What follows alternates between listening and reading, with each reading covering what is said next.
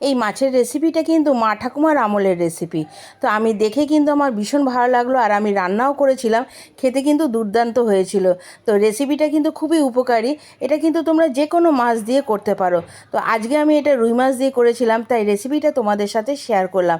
তো কিছুই না, দেখো প্রথমে একটা শুকনো খোলায় সামান্য কালো সর্ষে নিয়ে একটু টেলে নিয়েছি, খুব একটা কিন্তু টালবে না যাতে তিতে না হয়ে যায়। মোটামুটি সর্ষেটা যখন একটু গরম হয়ে যাবে, একটু ফুটতে শুরু করবে, তখনই কিন্তু গ্যাসটা অফ করে দেবে। এবার সর্ষেটাকে কিন্তু আমি হামল দিস্তায় একদম গুঁড়ো করে নেব।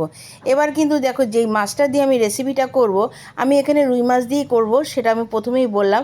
তো রুই মাছের মধ্যে সামান্য একটু নুন হলুদ মাখিয়ে আমি কড়াইতে তেল দিয়ে দিয়েছি।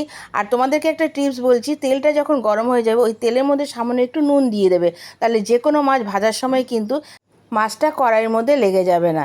এরপরে আমি মাছগুলোকে একটু লাল লাল করে ভেজে তুলে নিয়েছিলাম, দেখতেই পাচ্ছ। এই রেসিপিটা কিন্তু গরমকালে ভীষণই উপকারী, তোমরা কিন্তু বাড়িতে একবার হলেও ট্রাই করে দেখতে পারো।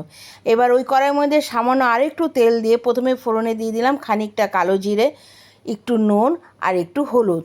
তো তেলের মধ্যে কিন্তু আগেও একটু নুন দেওয়া ছিল, তো তোমরা নুনটা একটু বুঝিয়ে দিও।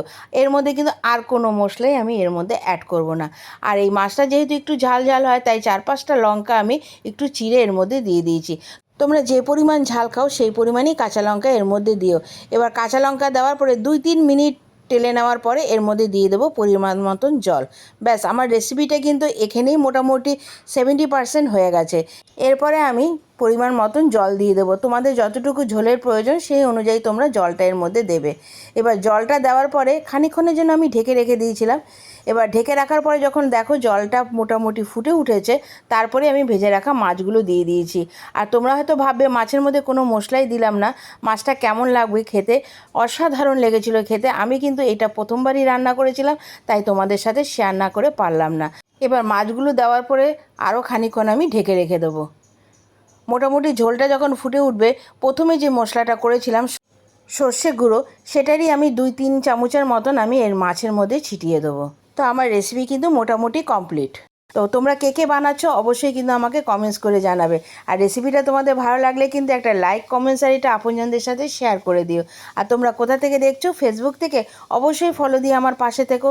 আর যদি ইউটিউব থেকে দেখে থাকো, তাহলে কিন্তু আমার চ্যানেলটা এখনই গিয়ে সাবস্ক্রাইব করে দিয়ে বেল বাটনটা টিপে দাও, যাতে এরকম নিত্য নতুন রেসিপি আর সহজ পদ্ধতির রেসিপি যখনই শেয়ার করব, তার নোটিফিকেশান সবার আগে তোমাদের কাছে পৌঁছে যায়। ঝোলটা কিন্তু দারুণ হয়েছিল।